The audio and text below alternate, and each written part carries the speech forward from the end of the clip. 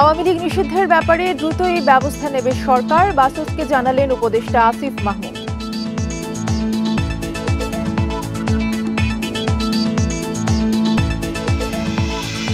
দুই দিনে অন্তত ৩৫ জেলায় আওয়ামী নেতাদের বাড়ি ভাঙচুর, নৈরাজ্য হলে কঠোর হবে সরকার।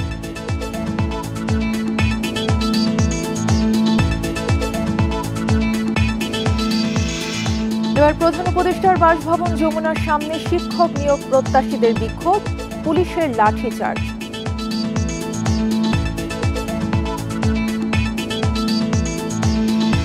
স্বাগত সংবাদ সন্ধ্যায়, সঙ্গে আছি তাসনিম মির্জান্নাত অর্থে। শিরোনাম শুনছিলেন, এবারে বিস্তারিত।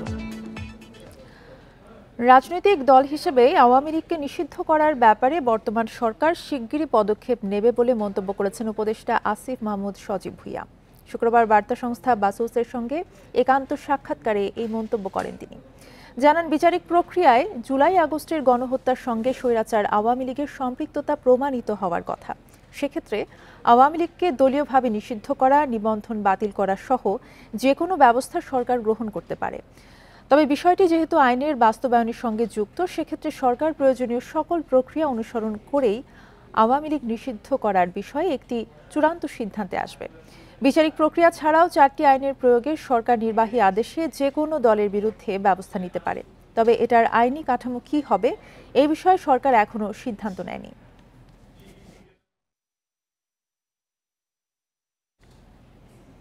রাজধানীর ধানমন্ডির ৩২ নম্বর ছাড়াও বিভিন্ন জেলায় ওবায়দুল কাদের, তোফায়েল আহমেদ, আমির হোসেন আমু সহ অনেক আওয়ামী লীগ নেতার বাড়িতে হামলা হয়েছে। তথ্য বলছে, অন্তত ৩৫ জেলায় নেতাদের বাড়ি ছাড়াও আওয়ামী লীগের কার্যালয় ও শেখ মুজিবের মুরাল ভাঙচুর করা হয়েছে। হামলা বন্ধে কঠোর হওয়ার ঘোষণা দিয়েছে অন্তর্বর্তী সরকার। বুধবার লাইভে এসে শেখ হাসিনার বক্তব্য দেওয়ার প্রতিবাদে বুলডোজার কর্মসূচির ঘোষণা করে বৈষম্য বিরোধী ছাত্র আন্দোলন। ওই দিন রাত ৮টার পর ধানমন্ডি ৩২ নম্বরে শেখ মুজিবুর রহমানের বাড়ি ও শেখ হাসিনার বাড়ি সুধা সদনে হামলা চালায় ছাত্র জনতা। এছাড়া হামলা চালানো হয় কুষ্টিয়ায় মাহবুবুল আলম হানিফের বাড়িতে, নোয়াখালীতে ভাঙচুর করা হয়েছে ওবায়দুল কাদেরের বাড়ি, বরিশালে সাদিক আবদুল্লাহ ও আমির হোসেন আমুর বাড়িতে ভাঙচুর ও আগুন দেওয়া হয়েছে, কুমিল্লায় বাহাউদ্দিন বাহারের বাড়িও ভাঙা হয়েছে। এছাড়া নারায়ণগঞ্জে শামীম ওসমানের দাদার বাড়িতে হামলা চালানো হয়। এর বাইরে জামালপুর, ভোলা, বরিশাল, রাজশাহী, নাটোর, কুমিল্লা, কিশোরগঞ্জ, চট্টগ্রাম ও সিলেটে আওয়ামী লীগের নেতা ও সংসদ সদস্যদের বাড়িতে ভাঙচুর হয়েছে। কোথাও কোথাও দেওয়া হয়েছে আগুন। শুধু নেতা বা সংসদ সদস্যর বাড়িতে নয়, বিভিন্ন জায়গায় শেখ মুজিব ও শেখ পরিবারের সদস্যদের কমপক্ষে অর্ধশত মুরাল ভাস্কর্য প্রতিকৃতি ভাঙা হয়েছে, কোথাও কোথাও একেবারে গুড়িয়ে দেওয়া হয়েছে। শেখ হাসিনার উস্কানিমূলক বক্তব্যের কারণে এমন পরিস্থিতি বলে মনে করছে বিএনপি সহ বিভিন্ন রাজনৈতিক দল। তবে হামলা ভাঙচুর কঠোরভাবে প্রতিহত করার কথা বলছে সরকার। এছাড়া উস্কানিমূলক কর্মকাণ্ডে জড়িতদের বিরুদ্ধে আইনি ব্যবস্থা নেওয়ার কথাও জানিয়েছে। বন ইবনে কামাল, ইন্ডিপেন্ডেন্ট নিউজ, ঢাকা। আইনশৃঙ্খলা পরিস্থিতি কেউ অস্থিতিশীল করার চেষ্টা করলে ব্যবস্থা নেওয়ার নির্দেশ দিয়েছেন প্রধান উপদেষ্টা ডক্টর মোহাম্মদ ইউনূস। পরিস্থিতি স্বাভাবিক রাখতে শেখ পরিবার ও আওয়ামী লীগ নেতাদের বাড়িতে হামলা বন্ধের আহ্বান জানান তিনি। শুক্রবার এক সংবাদ বিজ্ঞপ্তিতে প্রধান উপদেষ্টা বলেন, দেশের নিরাপত্তা ও স্থিতিশীলতা রক্ষায় সব ধরনের হামলা বন্ধ করতে হবে। কোনো ধরনের উস্কানিমূলক কর্মকাণ্ডের মাধ্যমে দেশকে অস্থিতিশীল করা যাবে না। বিশৃঙ্খলা ও নৈরাজ্যের চেষ্টা করলে যে কোনো ব্যক্তির বিরুদ্ধে কঠোর ব্যবস্থা নেবে আইন শৃঙ্খলা বাহিনী। ফ্যাসিস্টের ফিরে আসার আর সুযোগ নেই। বিজ্ঞপ্তিতে আরও বলা হয়, মানবতাবিরোধী অপরাধের জন্য তাদের বিচার প্রক্রিয়াধীন আছে। আইন শৃঙ্খলার যে কোনো অবনতি বিশ্ববাসীকে ভুল বার্তা দেবে।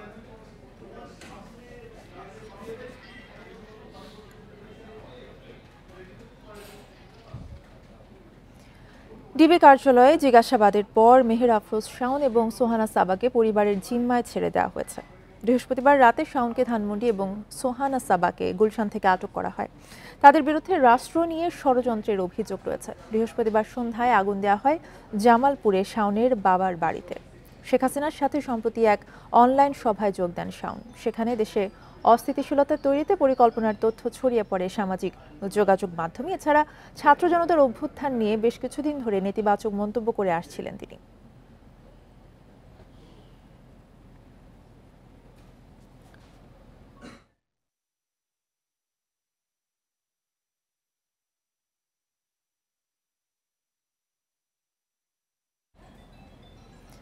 ধানমন্ডি ৩২ নম্বরের শেখ মুজিবের বাড়িতে আজও ভাঙচুর করতে দেখা গেছে। ভাঙা কংক্রিটের স্ল্যাব থেকে করাত দিয়ে লোহার রড কেটে নিতে দেখা গেছে অনেককেই। ইটও খুলে নিচ্ছেন কেউ কেউ। এছাড়া সকাল থেকেই সেখানে ভিড় করছে উৎসুক জনতা। গত বুধবার রাত ৮টা থেকে বৃহস্পতিবার বেলা ১১টা পর্যন্ত এক্সকাভেটর, ক্রেন ও বুলডোজার দিয়ে গুঁড়িয়ে দেওয়া হয় বাড়িটির অর্ধেকের বেশি অংশ। ভারত থেকে শেখ হাসিনার বক্তব্য দেওয়াকে কেন্দ্র করে দেওয়া হয়েছিল এই বুলডোজার কর্মসূচি। ৩২ নম্বর ছাড়াও ধানমন্ডি ৫ নম্বর সড়কে শেখ হাসিনার বাসভবন সুধা সদনেও আগুন ভাঙচুর চালায় বিক্ষুব্ধ ছাত্র জনতা।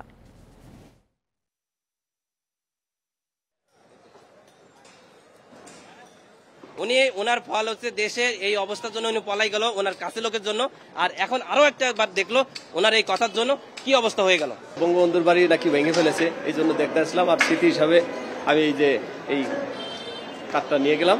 ছাত্র জনতার আন্দোলন, সেই জনতার আন্দোলনে আজকে ভাঙতেছে। ধরেন ইতিহাস তো আপনি মুছে ফেলাতে পারেন না, এই যে ভাঙতেছে এটাও কলাম একটা ইতিহাস। তালিমের শেষ চিহ্নটুকু বাংলাদেশ থেকে মিটিয়ে দিতে চায়, এজন্যই মূলত এই ভাঙচুর। মব কালচার ঠেকাতে সরকার দক্ষতার পরিচয় দিতে পারছে না বলে দাবি করেছে বিএনপি। গণমাধ্যমে পাঠানো এক বিবৃতিতেই দাবি করে দলটি। পাশাপাশি বিবৃতিতে দেশের চলমান পরিস্থিতির ওপর নিয়ন্ত্রণ প্রতিষ্ঠা করতে অন্তর্বর্তী সরকারের প্রতি আহ্বানও জানানো হয়েছে। কঠোরভাবে আইনশৃঙ্খলা প্রতিষ্ঠা করে রাষ্ট্র এবং সরকারের ভূমিকা দৃশ্যমান করা এখন সময়ের দাবি বলে বিবৃতিতে উল্লেখ করেছে বিএনপি। দলের জ্যেষ্ঠ যুগ্ম মহাসচিব রুহুল কবির রিজভীর সই করা বিবৃতিতে আরও বলা হয়, হাজারো শহীদের আত্মত্যাগের মধ্য দিয়ে পরাজিত পলাতক স্বৈরাচার এবং তার দোসরদের উস্কানিমূলক আচরণ, ছাত্র গণ অভ্যুত্থান সম্পর্কে অশালীন আপত্তিকর মন্তব্য দেশের জনগণের মধ্যে তীব্র ক্ষোভ এবং ক্রোধের জন্ম দিয়েছে। এতে বুধবার ঢাকা সহ দেশের বিভিন্ন স্থানে পতিত স্বৈরাচারের স্মৃতি মূর্তি স্থাপনা ও নাম ফলকসমূহ ভেঙে ফেলার মতো ঘটনা ঘটেছে। জনগণ আইন নিজের হাতে তুলে নেওয়ার মতো বেআইনি কর্মকাণ্ডে উৎসাহিত হচ্ছে। একটি সরকার বহাল থাকা অবস্থায় জনগণ এভাবে নিজের হাতে আইন তুলে নিলে দেশে বিদেশে সরকারের ভাবমূর্তি ক্ষুণ্ণ হতে পারে।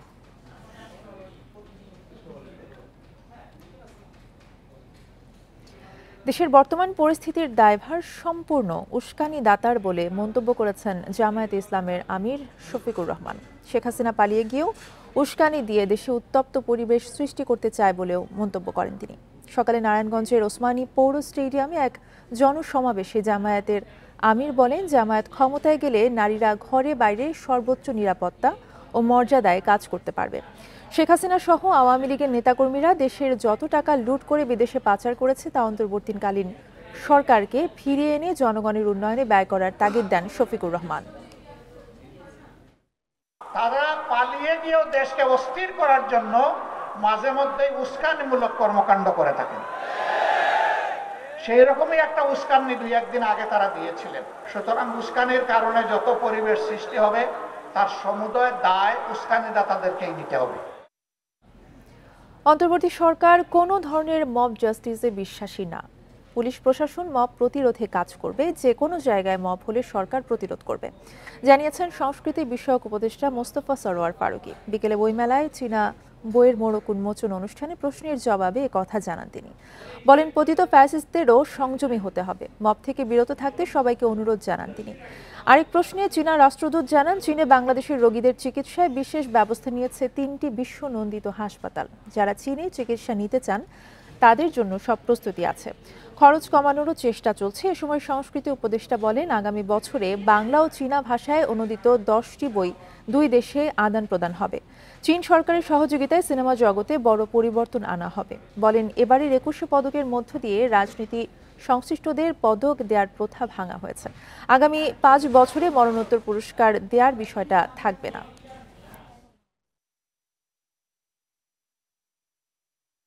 আমরা কোনো ধরনের মব জাস্টিসে বিশ্বাস করি না এবং পুলিশ এবং আইন শৃঙ্খলা রক্ষাকারী বাহিনী এই বিষয়ে সচেতন আছে। 5ই আগস্ট পরে 15 দিন পুলিশ ছিল না, আমরা সবাই সবার পাশে এসে দাঁড়িয়ে কিন্তু নিজেদেরকে নিজেরা রক্ষা করেছি। আমরা এখনো সেই সময়টা পার হইনি, অর্থাৎ আমাদেরকে এখনো সজাগ থাকতে হবে, সচেতন থাকতে হবে।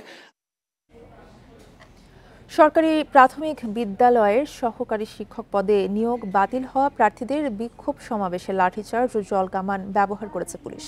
বিকেলে প্রধান উপদেষ্টার বাসভবন যমুনার সামনে এই ঘটনা ঘটে। এতে বেশ কয়েকজন আহত হয়েছেন।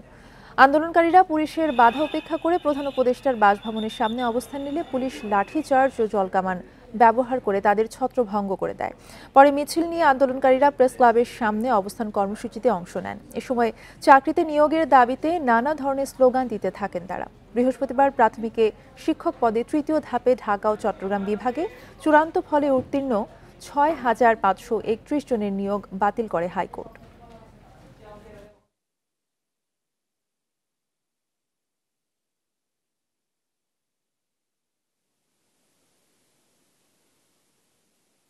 আমরা তো এখানে বিশৃঙ্খলা করতে আসি নাই, আমরা আমাদের ন্যায্য দাবি নিয়ে আসছি এবং শান্তিপূর্ণ অবস্থান করতেছিলাম। তো ভিতর থেকে যখন আমাদের পানি কাঞ্জাম আসছে তখন আমরা দৌড় দিচ্ছি, আর এই যে বাড়ি পুলিশে বাড়ি দিচ্ছে 2টা ঘুষখোর বিচারপতি উনি আমাদের না দিয়ে উল্টা আরেক দিক থেকে ঘুরাই দেয়।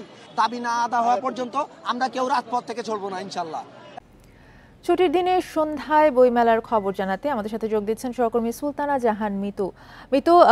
বইমেলার খবর জানাবেন, সেখানে পাঠকদের ভিড় কেমন দেখছেন? এবং নতুন এই আয়োজনে কিন্তু এবার সিসিমপুর ছিল না, তো অনেক দিক থেকে কিন্তু হতাশ হয়েছেন পাঠকেরা। সব মিলিয়ে আসলে কেমন অবস্থা দেখছেন?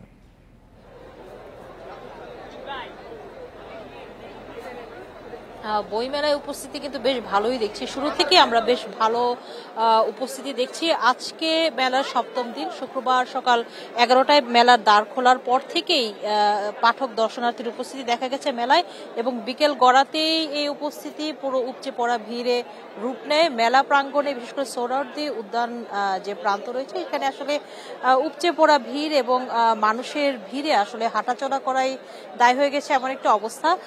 তবে যারা মেলায় এসেছেন অনেকেই উচ্ছ্বাস প্রকাশ করেছেন। মেলার সার্বিক ব্যবস্থাপনা, পরিবেশ, নিরাপত্তা ব্যবস্থা কোনো কিছু নিয়ে আসলে পাঠক দর্শনার্থীর অভিযোগ নেই। একটি বিষয় জানতে চেয়েছিলাম যে বিগত সময়ের তুলনায় এবার বইমেলায় কেন এত ভিড় শুরুর দিকে, কারণ আজকে মাত্র মেলার 7ম দিন। সাধারণত যেটি হয় 10 দিন গড়িয়ে যাবার পর মেলায় পাঠক দর্শনার্থীর ভিড় জমে ওঠে। সেখানে আসলে প্রকাশক, বিক্রেতারা বা পাঠকরা যেটি জানিয়েছেন যে একটা সময় বইমেলা একটি নির্দিষ্ট গণ্ডির মধ্যে সীমাবদ্ধ ছিল, এবার কিন্তু আসলে কোনো গণ্ডিতে সীমাবদ্ধ নেই। সকল মতের পাঠকের বই যেমন প্রকাশিত হচ্ছে এবং তারাও এখানে আসলে স্ব-উৎসাহে বইমেলায় আসছেন, ঘুরছেন, বই কিনছেন। বিষয়টিকে বেশ ইতিবাচকভাবেই দেখছেন সকলে, এবং প্রকাশকরা যেটি জানিয়েছেন যে তাদের বিক্রি গতবারের তুলনায় এবার আসলে তারা দ্বিগুণ হওয়ার প্রত্যাশা করছেন। এবং আজকে মেলার 7ম দিন, আজকে কিন্তু পাঠকদের শুধু ঘুরতে নয়, বই কিনতে দেখেছি। এটি আসলে মেলার দ্বিতীয় দিন থেকে চোখে পড়েছে যে পাঠকরা বই কিনছেন সকলেই। এবং একটি বিষয় লক্ষণীয়, এবার তরুণদের মধ্যে তারা আসলে রাজনীতি বিষয়ক বই তারা বেশ ভালো কিনছে। রাজনীতি, রাষ্ট্রচিন্তা এই সম্পর্কিত বই, প্রবন্ধে তাদের মনোযোগটা বেশি, তারা সেটি কিনছেন।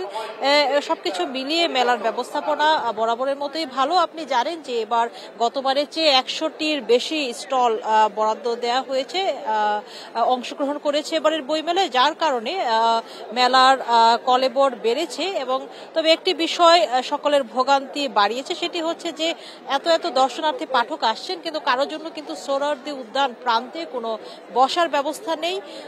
এটি আসলে একটি ভোগান্তির কারণ এখানে পুরুষদের পাশাপাশি নারী শিশুরাও আসছেন। তাই তার মেলায় ঘুরে ক্লান্ত হয়ে গেলে, এত বড় একটি জায়গা ঘুরে ক্লান্ত হয়ে গেলে তার কিন্তু সেভাবে বসার জায়গা নেই, এই অভিযোগটি তারা করেছেন। এটি আসলে মেলা ব্যবস্থাপনা কর্তৃপক্ষ বাংলা একাডেমিকে জানানো হয়েছে, তারা বিষয়টি দেখবেন বলেছেন। যদিও মেলার 7ম দিনেও আমরা আসলে তেমনটি দেখছি না যে মেলায় আসলে বসার কোনো জায়গা আছে। তবে সবকিছু মিলে মেলার পরিবেশ এবং ভিড়, সব মতের মানুষের এখানে উপস্থিতি মেলাকে জমজমাট করে তুলেছে। এবং ধর্ম, বর্ণ নির্বিশেষে যে অসাম্প্রদায়িক বাংলাদেশ, সে বাংলাদেশের যেমন চিত্র আমরা দেখতে চাই, ঠিক তেমনটাই আসলে আমরা এই মেলায় দেখি। এবং সকলের প্রত্যাশা যে ভিন্ন মতকে কেউ আঘাত করবে না, সকল মতের বই এখানে প্রকাশিত হবে এবং সবাই আসলে সেই বইকে আসলে সাদরে গ্রহণ করবে। এখন পর্যন্ত এই ছিল সবশেষ। সুলতানা জাহান মিতু জানাচ্ছিলেন বইমেলা প্রাঙ্গণ থেকে। একুশের বইমেলার প্রথম শিশু প্রহরে শিশু কিশোরদের পদচারণায় মুখরিত বইমেলা প্রাঙ্গণ। তবে সিসিমপুরের আয়োজন না থাকায় মন খারাপ দেখা গেছে অনেকের। অন্যান্য অনুষঙ্গে সিসিমপুরের অভাব মেটানোর চেষ্টা করেছেন অভিভাবকেরা। প্রথম শিশু প্রহরেই ভালো বিক্রি দেখা গেছে ছোটদের বইয়ের।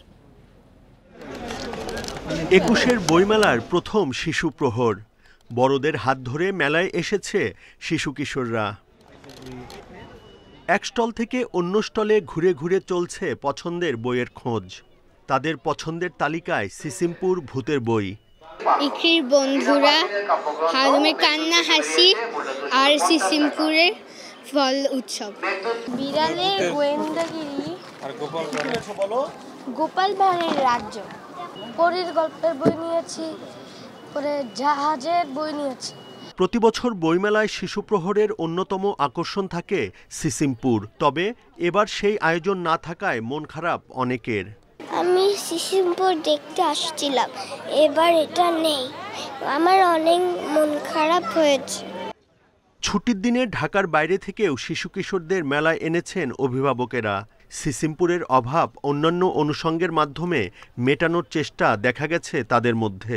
ওই সাথে অনেক মজা করে সিসিমপুরে এসে এবার অনেক মন খারাপ হয়ে গেছে ওর। আসতে এসে শুধু বই দেখতেছে, এছাড়া তো আর এখন কিছুই করার নেই।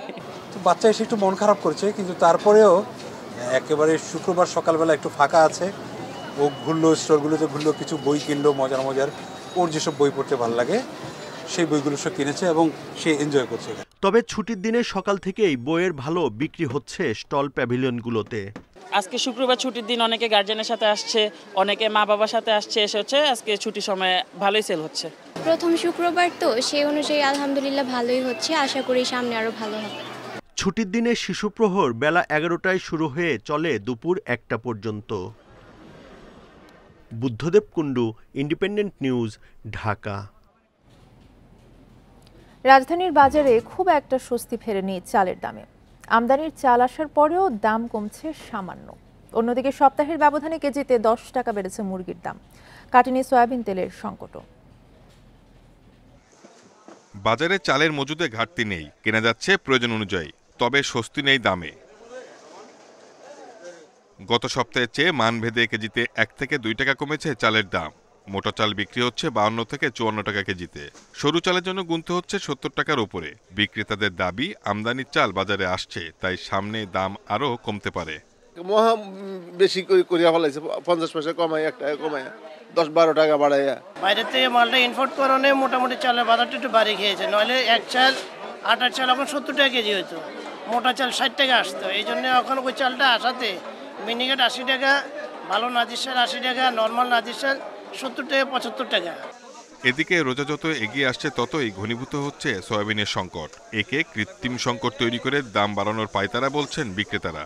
আমার লাগবে দৈনিক 20 কার্টন তেল, আমার দিচ্ছে 5 কার্টন তেল, তেলের সাথে আবার আটাও দিচ্ছে, তাও অ্যাভেলেবেল সরবরাহ নাই, ডিলার একদম কম দিচ্ছে, গায়ে যে দাম লেখা ওই দামে ডিলার তেলের দাম নিতেছে। অন্যদিকে গত সপ্তাহে যে ব্রয়লার মুরগি বিক্রি হয়েছিল 180 টাকা কেজিতে, এখন সেজন্য গুনতে হচ্ছে 190 থেকে 200 টাকা।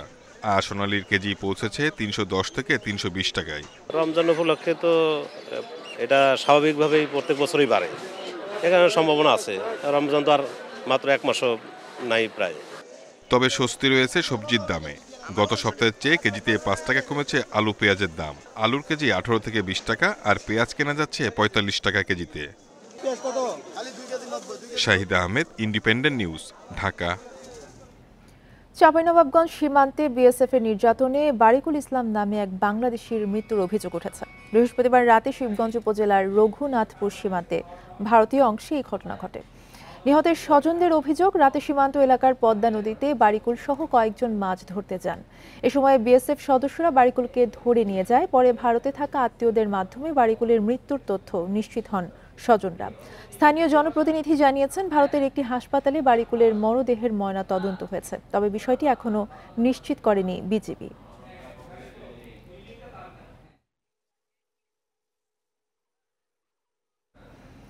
নরসিংদীর রায়পুরায় প্রতিপক্ষের হামলায় গুলিবিদ্ধ হয়ে গৃহবধূ শান্তা ইসলাম নিহত হয়েছেন। দুপুরে উপজেলার চরাঞ্চলের শ্রীনগর এলাকায় এই ঘটনা ঘটে। স্থানীয়রা জানিয়েছে, গত ইউনিয়ন পরিষদ নির্বাচনে দ্বন্দ্ব আর এলাকায় আধিপত্য বিস্তারকে কেন্দ্র করে চেয়ারম্যান রিয়াজ মোরশেদ খান রাসেলের সঙ্গে সোহেল মিয়ার বিরোধ ছিল। এর জেরে সোহেলের সমর্থকরা রিয়াজ মোরশেদের বাড়িতে হামলা চালায়। এতে গুলিবিদ্ধ হন চেয়ারম্যানের চাচাতো ভাইয়ের স্ত্রী শান্তা ইসলাম। পরে স্বজনরা তাকে উপজেলা স্বাস্থ্য কমপ্লেক্সে নিলে চিকিৎসক মৃত ঘোষণা করেন। এ ব্যাপারে তদন্ত সাপেক্ষে ব্যবস্থা নেওয়া হচ্ছে বলে জানিয়েছে পুলিশ।